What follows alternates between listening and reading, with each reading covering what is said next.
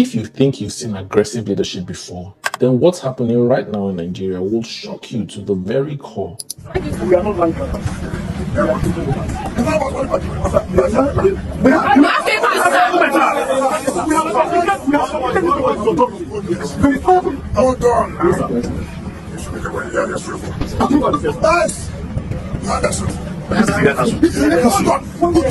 That's why you need if you are educated, every man we know. And that was why now went out so hard. He started doing anything. Spirit was saying you don't have power. And all the people that fight for us. The place them that try to leadership. You don't see change. Do we go back to the area council? Do we go back to the area council why not? If you like, you gotta carry across. And the most one you gotta carry across. Who told you gotta carry across? This is a story about multiple interesting figures in Nigeria, and we'll be starting from the treasure base of the nation, River State. So buckle up, let's go. In 2015, he was elected governor and very soon was known for his confrontational style and very ebullient personality. He quickly built a reputation for ruthlessness, which earned him the popular moniker, the Emperor. As governor, he demolished waterfront settlements, razed 2 hotels during COVID lockdown, and destroyed illegal refineries. But that was just the beginning. In August 2023, President Tinubu announced a new FCT minister. It is important to note that this new minister was very vocal against APC as a party and Tinubu's predecessor, but within weeks after his appointment, he began blowing hot. He was quoted as saying, "Whether you are a church or a mosque, if you don't have allocation, your structure will go down." Under his tenure, hundreds of structures were marked for demolition. 21-day ultimatums were given to developers and they were threatened with revocation for underdeveloped or undeveloped plots with no extensions granted. He was reported saying, "If you can't develop, return it back to the government. We will give it to those who can develop." Pro-development, right? He even went after billion-naira properties in prime areas like Gwarimpa and Maitama and its extensions. In the Gwarimpa case, a 72-hour notice was given to vacate illegal structures with no compensation offered for affected properties, and immediate actions were enforced. In Maitama extension case, property owners were warned about zoning violations. They were threatened with immediate action with no room for regularization. He even went after major, big corporations. I called the director of lands. Who owns that land? They said, Julius Berger. When was it allocated? They said about 15-20 years ago. 15-20 years ago, nothing has been done. I didn't bother. So I invited the MD, Julius Berger, to come. He came and we had dinner. I didn't talk about the land. So the next day, he was in the office and he saw the revocation letter as a matter of public interest. So he called me. But I had dinner with you. I said, yes, we had dinner. We didn't discuss about land. But the point is that what we're doing is that how would government allocate land for more than 20 years for organizations to develop, and they're not able to develop it. I thank God they did not develop it, and now we're able to have it. If not, you wouldn't have had this land for us to think about constructing of this magnificent building. His direct quote in the channel's live interview was, "You can't hold land for 20 years without development. This is not acceptable." But here's what truly defines Wike's era as minister. It's not just the demolitions. It's not just the revocations. It's the complete disregard for human impact. Take what happened in Lugbe. Property owners claim that their certificates of occupancy, documents they probably spent millions on, papers they believed proved their right to exist in that space. And his response, go to court. Those words might sound familiar because they are the same words many Nigerians heard after the 2023 presidential elections. Go to court.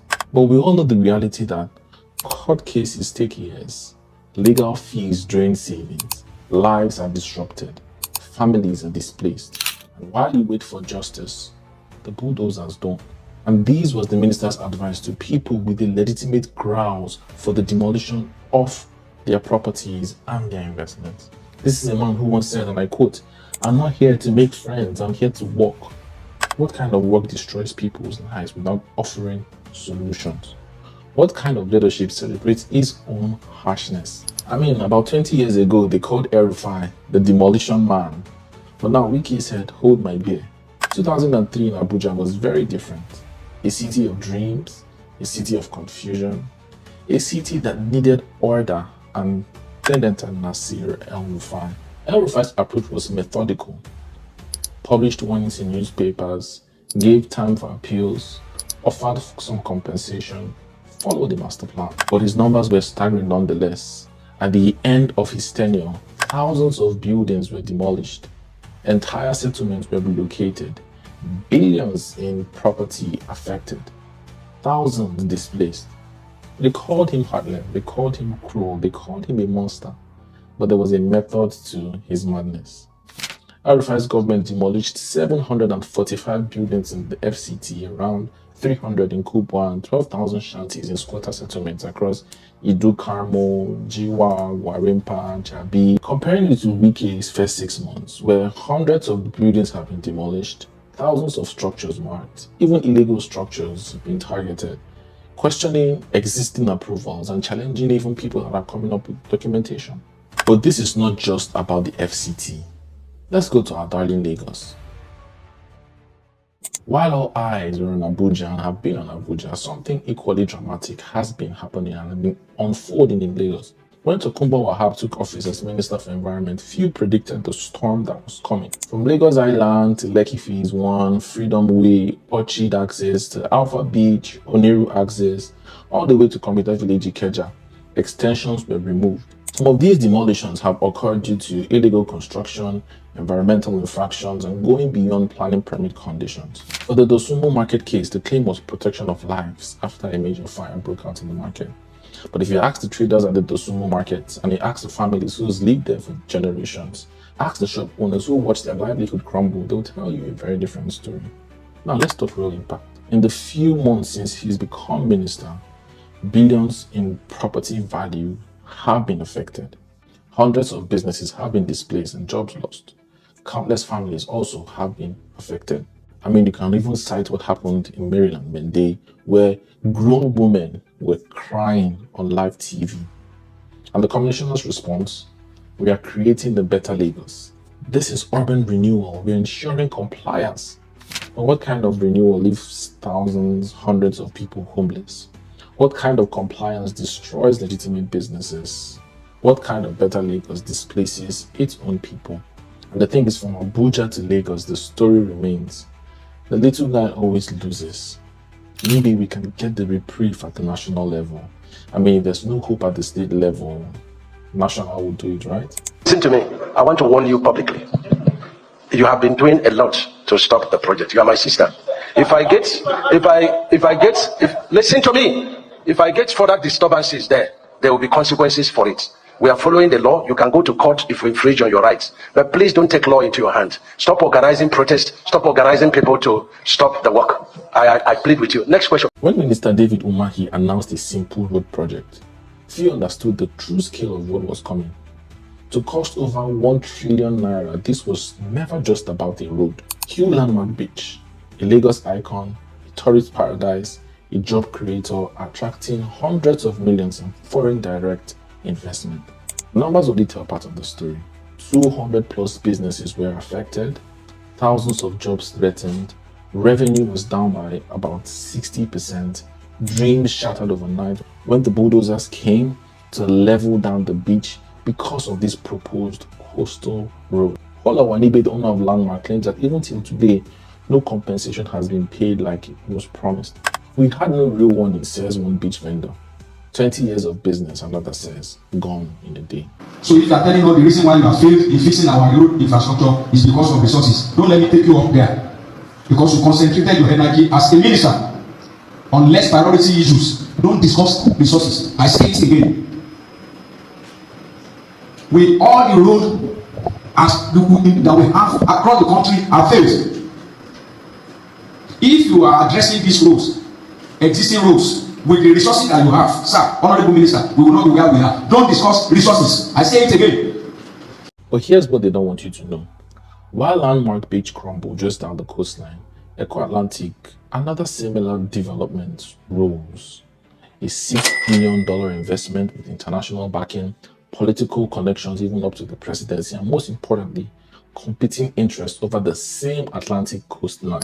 So let's look at the numbers. Landmark beaches an annual revenue of about 2.5 billion naira. Paul Ownahomeng claims that the loss that they incurred on the demolition of the beach is over 4.5 billion. Thousands of direct and indirect jobs combined, massive tourism potential and local economic driver. Eco-Atlantic, on the other hand, another $6 billion investment with international partnerships and political backing with global ambitions to become the next best thing out of the subcontinent. Two major developments at loggerheads. One has to wonder, was this truly about a road that needed to start directly at the place it started and ruin the business? What is the latest on the coastal road till now? And in this case, even proper papers didn't help because Landmark came out saying they had all of the operating licenses required, the environmental permits, land titles, development approvals, every single thing intact. All meant nothing when the real game began. And sitting in the middle of this was one man, a civil engineer, now facing immense backlash. But when political interests align, when big money talks, when power plays its hand, the normal man and businesses suffer unless you understand the real game being played. Let me tell you about a law that changed everything. 1978, Nigeria was very different then. Oil boom, the military rule, dreams of development. That's when they created it, the Land Use Act of 1978. Now, this wasn't just another law, this was a weapon that's now being used against you. So much so that even in the democratic era, we have not been able to upgrade and update a military document. And that's what determines and drives our land use currently now in Nigeria. Now listen to these words carefully. In this section 28 of the Land Use Act states that the governor can revoke your right of occupancy for overriding public interest. Or who defines public interest? Section 1 also claims that all land belongs to the governor, who holds every land in the state in his own trust. You thought you owned land? Think again. Section 51 goes on to say no compensation for unauthorized development. So have you ever built anything, even one block, without every single paper perfect? If the government needed to use that land or wanted to allocate it for a reason, it gets demolished and you get nothing. Let me show you what all of this means, even the legal backing in real terms.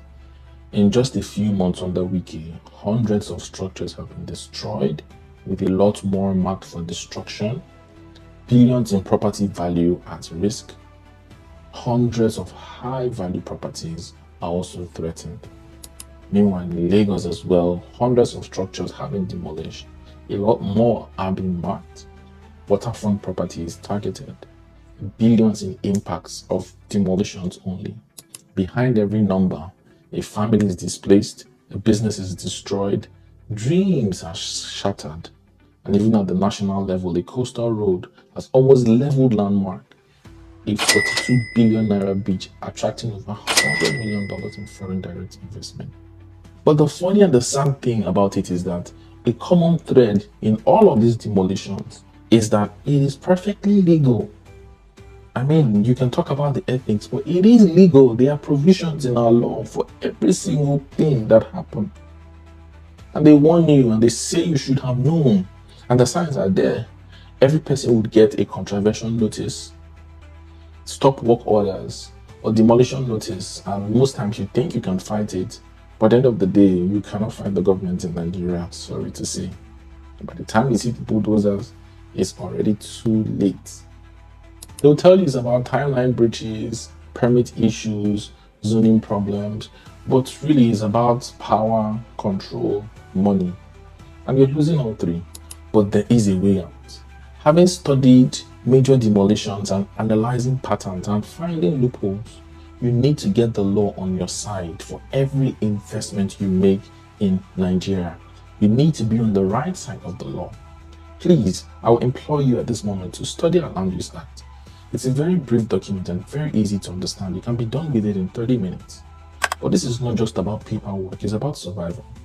You need to ensure that whatever you're developing, you have immediate development plans, you have clear timeline for compliance, you have multiple authority approvals, regular progress of your documentation, environmental impact assessments and compliance, combined with regular audits, updated permits, proper documentation, multiple jurisdiction compliance, strategic development timing, and clear paper trail. Remember, Julius Berger lost land worth billions. We've not heard of anything about compensation. Landmark Beach lost almost 60% in revenue, with hundreds of business being raised down. Don't let Nigeria happen to you. So there you have it.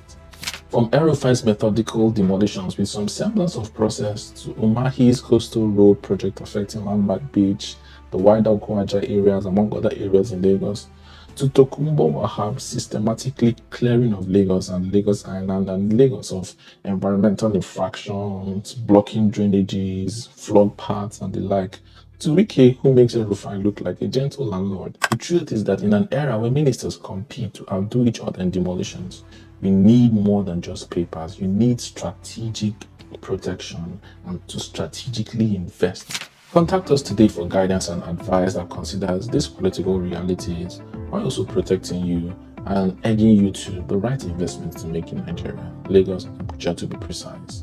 But before you go, tell us in the comments, who do you think is Nigeria's worst minister when it comes to real estate, demolitions and the like? Subscribe for more real estate insights. Thank you so very much for watching. Kindly like, kindly share, kindly subscribe. This is the Ownahome.ng show here. Ownahome, we believe owning a home, owning a property should not make you lose sleep. So we're committed to giving you the very best property recommendations and insider real estate gist. See you at the very next video. Bye bye.